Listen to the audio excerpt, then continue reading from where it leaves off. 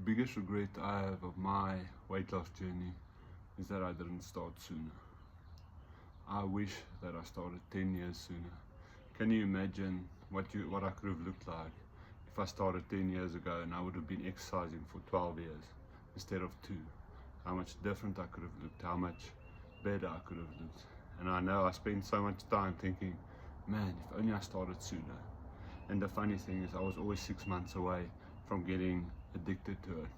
You always start your journey, you start your weight loss, start your exercise, and give up just before you start seeing results.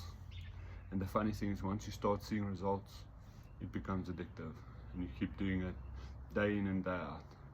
But you always give up. You always think, you know what, I'll start tomorrow, I'll start next year, I'll start next time when my job's quieter, when I've got more time.